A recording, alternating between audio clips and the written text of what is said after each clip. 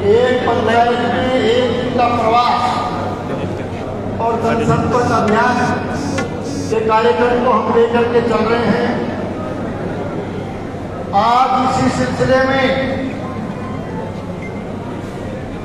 हमारी इस ग्राम पंचायत अजीतपुरा में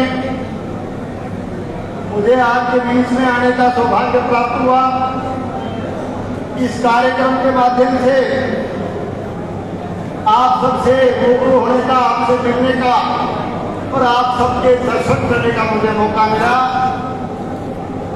और यहाँ इस कार्यक्रम में पहुंचने पर ग्राम अजीतपुरा के बुजुर्गों ने, नौजवानों ने, कार्यकर्ता बंधुओं ने एक तरह से बहुत बड़ा ऐतिहासिक स्वागत हमारा यहाँ पहुंचने पर किया। और विशेष करके युवा साथियों को, जिन्होंने बाइक रैली के द्वारा, ट्रैक्टर के द्वारा, किसान बंधुओं ने और सभी ग्रामवासियों ने एक शानदार स्वागत किया। और वैसे मैं ये भी कह सकता हूं कि मुझे चुनाव के दौरान 5 चुनाव मैंने यहां से लड़े। हर बार आप स्वागत करते हो, लेकिन इस बार अजीतपुरा के आगमन पर जो ऐतिहासिक स्वागत आपने किया, उसके लिए पहली बार मैंने ऐसा कार्यक्रम देखा। उसके लिए मैं सभी कार्यकर्ता बंधुओं का, बुजुर्गों का, नौजवानों का, ग्रामवासियों का, आप सबका पार्टी की तरफ से, मेरी तरफ से तहे दिल से बहुत बहुत आभार व्यक्त करता हूं, बहुत बहुत धन्यवाद करता हूं। मेरे से पूर्व वक्ताओं ने कार्यक्रम की कुछ बातें आपको बताई, वर्तमान हालात के बारे में आपको बताया।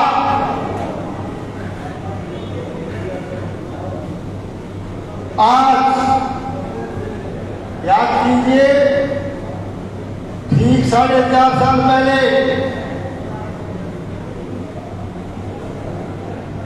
किस तरह से इस चुनाव के अंदर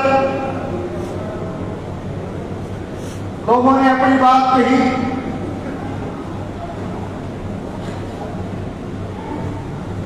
हालांकि पिछली 5 साल की सरकार के दौरान आदरणीय वसुंधरा जी के नेतृत्व में हमारी पार्टी की सरकार ने एक अच्छा सुशासन देने का प्रयास राजस्थान में किया। एक तरह से शिक्षा के क्षेत्र में प्रत्येक पंचायत क्षेत्र में हमने 10+2 का स्कूल खोलने का काम किया। लंबी मांग जो हमारे इलाके की थी, आदरणीय वसुंधरा जी ने उसको पूरा करते हुए राजस्थान में सरकारी कॉलेज खोलने का काम किया। गांव का गौरव बढ़ाने के लिए प्रत्येक पंचायत मुख्यालय पर ग्रामीण गौरव पथ का निर्माण किया गया, मिशन की सड़कें बनाई गई। 5 साल तक लगातार 24 घंटे बिजली देने का प्रयास हमारी सरकार ने किया। बिजली के दाम 5 साल तक नहीं बढ़ने दिए। अच्छा कानून व्यवस्था देने का काम किया, एक अच्छा सुशासन देने का काम किया। लेकिन साथियों, प्रजातंत्र में बदलाव भी होते हैं, सरकारें भी बदलती है, पार्टियां भी आती जाती रहती है, सरकारें भी आती जाती है। लेकिन सवाल यह उठता है कि जो बदलाव राजस्थान प्रदेश का किया गया, किन बातों को लेकर के किया गया, किन नारों को लेकर के किया गया। राजस्थान प्रदेश में कांग्रेस पार्टी के लोगों ने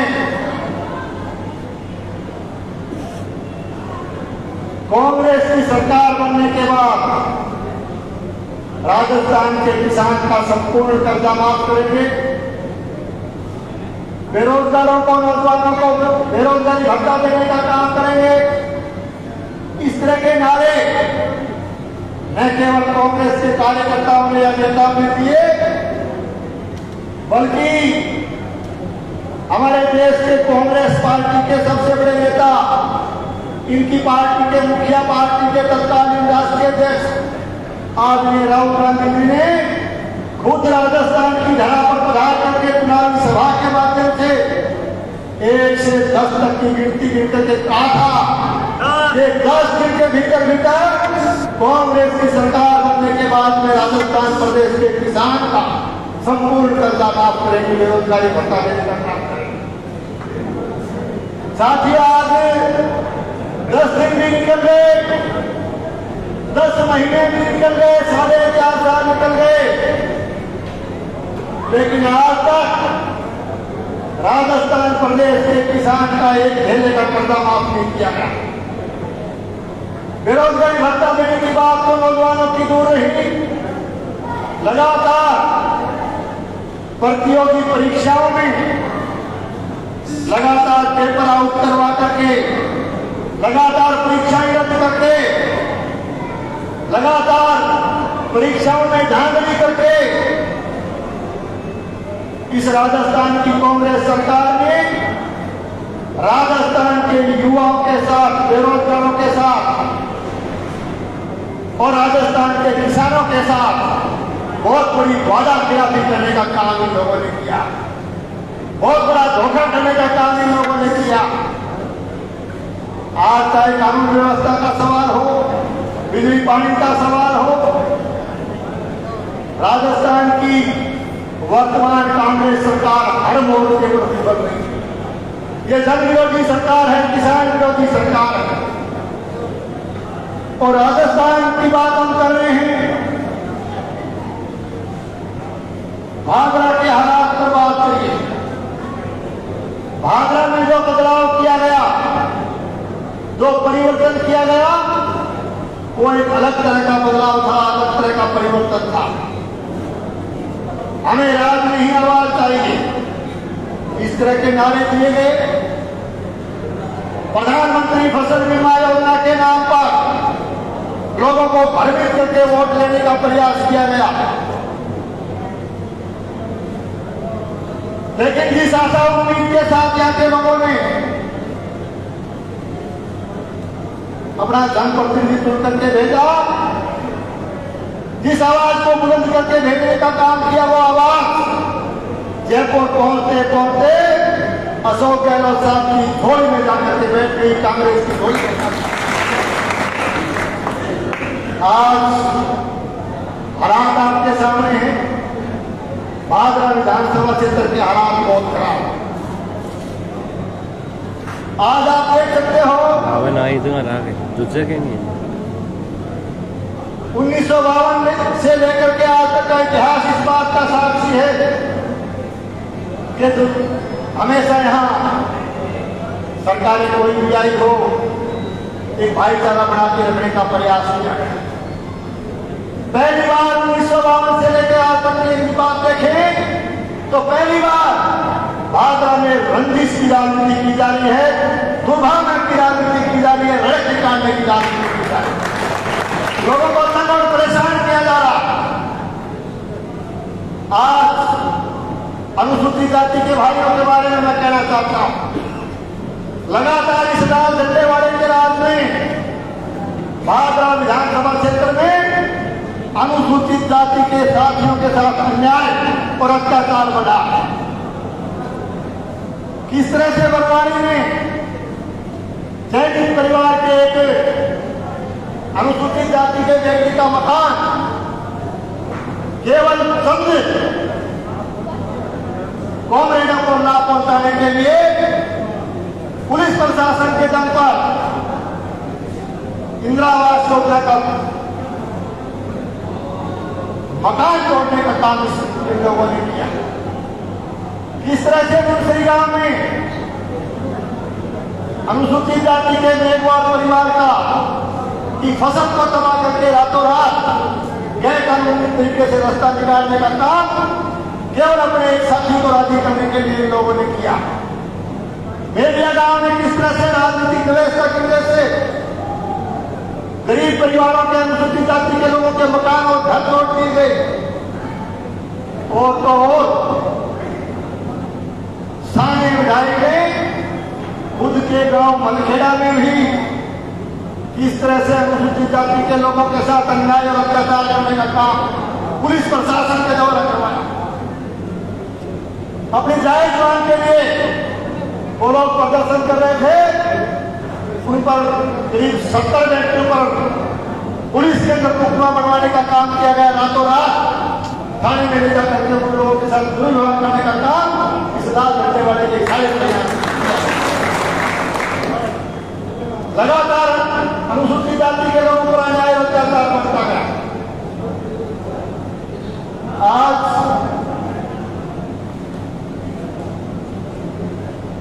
केवल और केवल राजनीतिक भावना से, बदले की भावना से दमनकारी नीति इन लोगों ने इस इलाके में अपनाया। लोगों को तंग और परेशान करने का काम किया जा रहा है। पुलिस को ढाल बना करके, पुलिस को आगे करके लोगों को डराया धमकाया जा रहा है। कर्मचारी भाइयों को भी लगातार डराया धमकाया जा रहा है। इस इलाके में डर और भय का वातावरण पैदा किया जा रहा है। केवल राजनीतिक व्यवस्था से कर्मचारी लोगों के साथ डर और भय का वातावरण बनाते हुए किस तरह से राजनीतिक व्यवस्था से जैसलमेर में जानों तक, जहाँ की बहन बेटियों तक के तबादले केवल राजनीतिक रंजिश की वजह से करवाए जा रहे हैं। मैं कर्मचारी भाइयों को आपके माध्यम से कहना चाहता हूं कि आप डर और भय के इस वातावरण से बाहर निकलिए।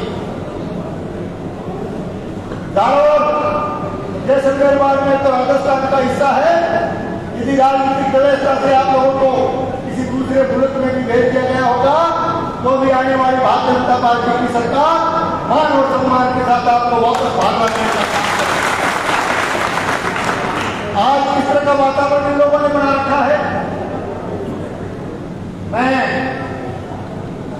एक बात कई बार कहता आया, यहाँ का प्रशासन,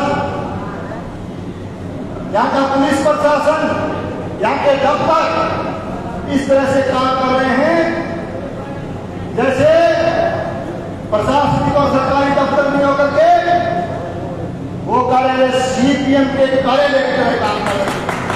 अधिकारी कर्मचारी सीपीएम के कार्यकर्ता की तरह से काम कर रहे हैं। मैं आपके माध्यम से कहना चाहता हूं, और विशेष करके कर्मचारी अधिकारी अभी और भी तो गाँव में जाना तो पहले दिन प्रोग्राम है, 2 दिन पहले प्रोग्राम होने तो पहले दुनिया का साथी बोलने लगा ढाई हो गया कि संदीप को प्रोग्राम है, वो नाचगान दियो, वो नाचगान दियो, फलानी पे ट्रैक्टर नाचगान दियो, फलानी पे मोटरसाइकिल नाचगान दियो, फलानी पे वो नाचगान दियो। कितने दिन तक रह गया आप, कितने दिन रह पाओगे। और प्रशासन से भी, पुलिस प्रशासन से भी लोगों को दबाया जा रहा है। पुलिस प्रशासन के अधिकारी कर्मचारियों को भी, इन लोगों को भी सरकार के नशे में आकर के तो जिस तरह के काम ये लोग करवा रहे हैं उनको भी मैं आगाह करना चाहता हूँ आपके माध्यम से कि आप इस तरह का व्यवहार जनता से करके, इस तरह की तानाशाही करके आप लोग आग से खेल रहे हैं। आप लोग आग से खेलना कम करिए। जो न्योते आप डाल रहे हो, आपका एक एक न्योता बही में डल हो रहा है। आप लोग सीपीएम के कार्यकर्ता बनकर काम करना बंद कीजिए, वरना पता कर लीजिए राजस्थान में आने वाली सरकार भारतीय जनता पार्टी की आने वाली, आपके एक एक न्योते का दबाव भी किया जाएगा। पानी के मामले में कहना चाहते हैं, सिंचाई के किस तरह के हालात इन लोगों ने पैदा किए हैं। आज चाहे हमारे इलाके में सिंधु सिंचाई प्रणाली का सवाल हो, अमर सिंह सिंचाई सिस्टम का फीडर का सवाल हो, किसान सिंचाई पानी के लिए तराई तराई कर रहा। सिंचाई पानी के सिंधु सिंचाई प्रणाली, अमर सिंह सिंचाई प्रणाली और 9 फीडर के सिस्टम को, रेगुलेशन को, व्यवस्था को इन लोगों ने ध्वस्त करके रख दिया, इन लोगों ने तहस नहस करके रख दिया। पानी पूरी आवे थे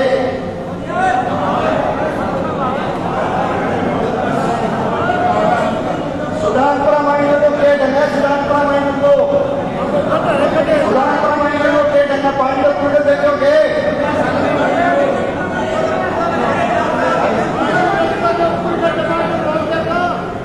बिजली की हालत आपने देखी। तो ये चीजें ये इस बात का द्योतक है कि वर्तमान में भादरा क्षेत्र के बहुत हालात खराब। इस तहसील के हालात क्यों बिगड़े, ऐसे हालात क्यों पैदा हुए, और इसलिए पैदा हुए कि पिछले चुनाव में भादरा विधानसभा क्षेत्र की जनता ने यहाँ की सत्ता नालायकों के हाथ में सौंपी, मुकदमे और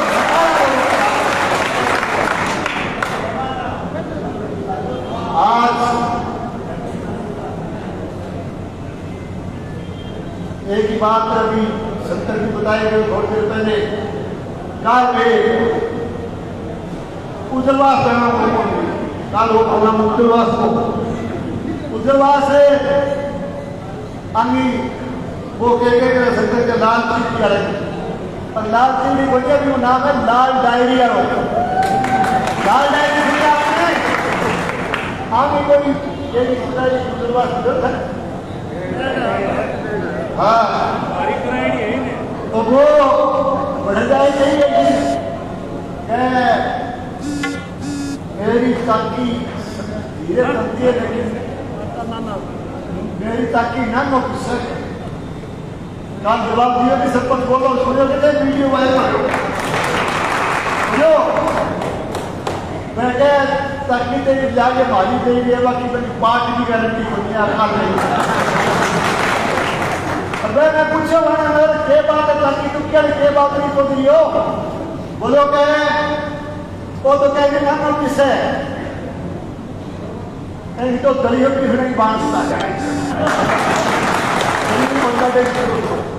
यानी आप 24 घंटे आप किस मत में रहते हो, सत्ता के नशे में आकर के आप सारे दिन जो है इस तरह से आप एक तरह से मैं कह सकता हूं कि पहली बार ऐसा जनप्रतिनिधि आया है और कारण तो पहले तो 10 मिनट तक तो बढ़ाया नहीं हमको तो पर गहलोत साहब की पायलट साहब की कुर्सी वो झगड़ो है ना, जब वो गहलोत साहब बनाए कैबिनेट कलेक्टर के ने 23 आदमी कैबिनेट दिन के दिन और रात के तो रात की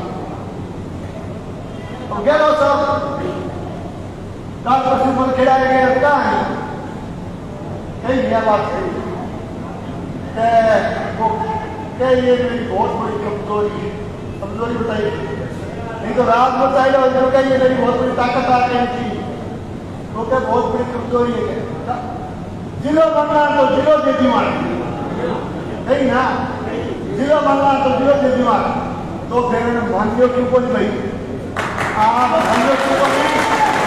और सेलम चलो कितना किलोमीटर पड़ा है मानगढ़, मेरियम चलो कितना किलोमीटर पड़ा है मानगढ़, रोड ड्राइव कितना किलोमीटर पड़ा है 200 किलोमीटर, पौने 200 किलोमीटर। अगर वो क्या जिलो बनना तो जिलो दे दिमाग। अब लोगों ने मोबाइल दिखावा के जिलो मेरी जेब में है तो मोबाइल उसकी फोटो दे वो धनी कह ला रहे मान मुझे तो जिलो तो मिला है, यानी इन लोगों की नीयत में खोट है, इन लोगों की सोच में खोट है, ये इस इलाके का विकास नहीं था, ये स्थिति है। और आज पूरी तानाशाही लोगों तंग परेशान करना काम कर रखे। अब चुनाव में जाओ ना, अभी चुनाव को डाला मेरी गाड़ी में मुझे थे सियाना आदमी, मैंने पूछा कि पहले छोड़ो केट का चुनाव शुरू 45 तक भाई एक रुचि हो ना, एक दिलचस्पी हो कि जाओ ना तो आ कोई मन पूछे कि चुनाव को एक ही बात पूछे कि आचार संहिता कब लागे। आचार संहिता आज तक मेरे मन में कहने की लालची को आचार संहिता तो लागे नहीं ना। लेकिन बड़ी बात रोज मैंने फोन करे कह दिन रहे आचार संहिता का तो चुनाव में कुछ देता कि ना पहले आचार संहिता नहीं करते। एक दिन तो मैं हमें एक बात बताऊं बड़ो मेरे भी बड़ो आश्चर्य हो। एक दिन मैं सड़क पर जाने या सड़क थोड़ी पतली ही पर एक बड़ो सा रेवड़ लगो आपने मारे छोड़ो और मारा रेवड़ लगो तो वो हटने में टाइम तो लगे ना। मैं कहो कोशिश तो बहुत के बोले यार कभी का तो बीच में रोल लगता है रेवड़ बड़ो है तो टाइम लाग सी है वो कई देर हटायो को तू गेट तू वो रेवड़ को पाई बैठ गई भाग जाओ मानी बैठी कहीं थोड़ा ना बोले यार तो आँख लाल हो रही है भाग जाओ है तो बलदाव की कोई गलती बोली ना तो आपको गलत करा तो सारे से आगे पहले शिष्य बजायो शिष्य खोलो तो मैंने बोले जी राम राम मैं संतू किसान किया राम भी कर दे तो मैं कोई तो राम भी बनाए तो फिर मैंने एक बात बताई चाहिए कि आचार संहिता कर लगे रेवड़ का कोई आचार संहिता हो पूछा और मुशायरों को कहने बैठे बोले रेवड़ को कोई आचार संहिता क्यों पूछा है। मैं बोलो खड़े है और भी लाल जाएगा कसरे हुए तो ये इस तरह की चीजें आराम खराब आचार संहिता को टाइम लो अरे लालजी चिंता ना करो। अरे एक बात और सुनो भाई कई गाँव में कहेंगे भाई जी आचार संहिता के मुझे घरों मिलाना आइयो बात कराना बड़ा गलती होगी तो आचार संहिता तो मेरे ख्याल में तो एक दिन तो से दिखाने से जो तुरंत देखिए राजस्थान राज्य लालची आचार संहिता ये स्थिति है। एक बात हो एक दुष्प्रचार कर रहे हैं एक षड्यंत्र के तहत कर रहे हैं क्या बोलो कांग्रेस की जो टिकट गहलोत साहब बात हो गहलोत साहब भाई क्यों बताइए तब और क्या बीजेपी की टिकट कैंडिडेट तो भाई मांगे टिकट है नाम बोले फिर वो नाम के साथ दे कैंडिडेट टिकट को मिले अच्छा भाई टिकट जो थे बंटना हो कई मंजूर ही है तो बंटो यानी कि दुष्प्रचार केवल मैं आपको एक बात कहना चाहता हूं कि राजनीति में जब से आया हूं आप लोगों ने अपना भरपूर आशीर्वाद किया चुनाव हम जीतते आते रहे कोई बात तीसरा चुनाव लड़ा हमने वैसे बाजार आए जब तो चुनाव जीते थे 2013 पिछले 2018 के चुनाव में करीब 60-60,000 वोट आपने डाले चुनाव हम जरूर आ गए लेकिन आपने 60,000 वोट डाल करके मेरी बहुत इज्जत रखी मेरा बहुत मान और सम्मान रखा इसके लिए मैं आप सबका बहुत बहुत आभारी हूँ आपको धन्यवाद देता। चुनाव को जरूर हार गए लेकिन एक बात कहता हूँ आपको ध्यान से सुन रही और मैसेज मेरा 60,000 आज तक सिटिंग एमएलए पिछले इतिहास को आप देखोगे गैर में सिटिंग एमएलए कोई 20,000 को टिक्यो कहीं थे 10 पर भी आज जो वोट है एमएलए में लेकिन 60,000 वोट डाल करके पिछले चुनाव में 60,000 वोट पिछले चुनाव में डाल के मेरी टीम को मेरी टीम पक्की कर दी का कोई रोड़ा नहीं है आप सब संगठित होकर के लग जाइए। मैं मेरे अजीतपुरा गांव के साथियों से कहना चाहता हूँ कि आपने बहुत ऐतिहासिक स्वागत किया आपका मैं कह सकता हूँ कि आज आपने कोई वोट का संगठित किया और हमेशा आपने वोट डाल करके भी मेरा मान सम्मान किया। आप लोगों को चुनती से लगिए अभी नौजवान कह रहे थे 3,000 देखो संख्या है आपके हाथ में वोट करना चलाना एक आदमी का हाथ में कोई को है सारे गांव वाला हाथ में ये करो फैसलो आने वाले नवंबर दिसंबर में आप जज की कुर्सी पर बैठने वाले वो फैसला आप रखोगे वोट आपको डालना ये वोट डाल दो सेवा को मौका दे दो। अगर एक ही बात कह दिया कि मेरे जने कोई भी काम अजीतपुरा गांव में कोई भी साथी को विकास का काम तो करना ही करना है, कोई व्यक्तिगत भी काम करे, कोई भी समस्या हो तो आ दिया सीधा आगे मेरे बात करिए, सीधा मेरे ये मैं कह के जाता हूँ अजीतपुरा के साथियों को कि ये प्रणाली बदल दो। और मैं साफ कहता हूँ कि आप यहाँ से विदा करके भेज दो। एक कार्यकर्ता को कहना चाहता हूँ कि मेरे दरवाजे आप सबके लिए हमेशा खुले मिलेंगे। सीधा आके बात करना। और जब अजीतपुरा गांव के आप साथी सारे कार्यकर्ता मतदाता चुनाव प्रचार करके या चुनाव में वोट डाल करके मुझे खुशी, सबसे ज्यादा खुशी उस दिन होगी जब आप सीधा आकर के मेरे से मिलके काम का आदेश करोगे, काम का हुक्म करोगे।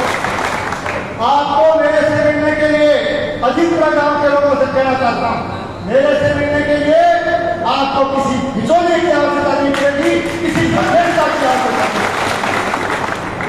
आज इस तरह का माहौल अजीतपुरा गांव में इस शासन के दौरान बनाया गया, इस तरह से लोगों को झूठे रूप में बनाने का काम, लोगों को पानी से वंचित रखने का काम, बिजली से वंचित रखने का काम इस तरह से राज्य के इशारे पर किया गया।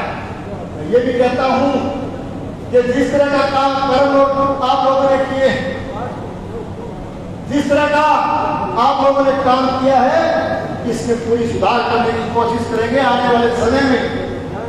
थारों को आना से वोट निकाल दो, पुलिस को भय भी काट दो। और एक बात जरूर है, वो आज गुंडागर्दी हो रही है ना, आज तानाशाही हो रही है, वोट के जरिए कि गुंडागर्दी को जवाब दे दो और फिर भी कोई कसर रहेगी तो वो जवाब चुनाव कर सकते वोट निकालो। आज पिछले 1998 से लेकर के आज तक आपके बीच में रहकर के काम किया, मेरा पूरा प्रयास रहा। हालांकि आप लोगों के आशीर्वाद से मैं अभी तक राजनीति में खड़ा हूं और आप लोगों के आशीर्वाद से काम करता रहूंगा। उतार चढ़ाव भी बहुत आए हैं, मेरे खिलाफ षड्यंत्र भी बहुत रचे गए हैं, लेकिन आप लोगों की ताकत के भरोसे, आप लोगों के आशीर्वाद के भरोसे आज तक हर षड्यंत्र का मैं जवाब देता आया। आप लोगों ने जवाब दिया, मेरा साथ दिया। आज मैं कह सकता हूं कि जब से राजनीति में हूं, आप लोगों के आशीर्वाद से हूं, 36 बिरादरी के लिए आपने काम किया है। जब तक राजनीति में रहूंगा 36 बिरादरी के लिए काम करता हूं। इस इलाके में हम लोगों ने सबको भाई मान करके काम किया, इलाके के भाईचारे को हमने बना करके रखा। इलाके में अमन चैन, शांति और भाईचारे को बनाने में आप लोगों ने सबने योगदान दिया, हमने उसको भी बना करके रखा। आज इस इलाके में चाहे किसी भी बिरादरी का हो, 36 बिरादरी के लोगों को साथ लेकर के हम चले। हिंदू, मुस्लिम, सिख, ईसाई, किसी भी तरह का भाई आया, सबका भाईचारा हमने बना करके रखा है। सांप्रदायिक सौहार्द के वातावरण को इस इलाके में भाजपा विधानसभा क्षेत्र में बना करके रखा। मैं वादा करता हूं कि जब तक राजनीति में रहूंगा इस सांप्रदायिक सौहार्द और भाईचारे को भी बना करके हम लोग करेंगे। चलने का काम लगातार हम जारी रखेंगे। आपने कभी समय दिया करने के तो मौसम में भारी संख्या में आप इकट्ठे हुए, आपसे शानदार स्वागत किया।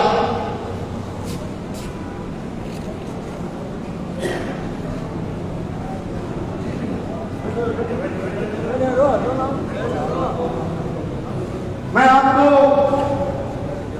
आपके सहयोग के लिए, आपके इस आज के कार्यक्रम के लिए सभी साथियों का बहुत बहुत तहे दिल से मैं आभार प्रकट करता हूँ।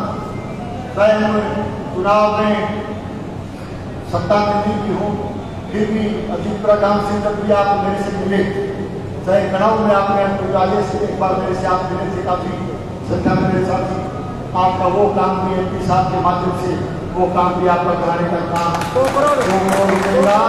बड़ा काम एमपी साहब का मैं आभारी हूँ कि उन्होंने हमारी बात को सुन के उस आपके दो करोड़ के काम को भी करने का काम किया। आगे भी आपके विकास में लगातार सहयोग करेंगे। बहुत बहुत धन्यवाद। एक बार बैठे 2 मिनट के लिए, एक बार 2 मिनट के लिए बैठे पर मैं हमारे साथ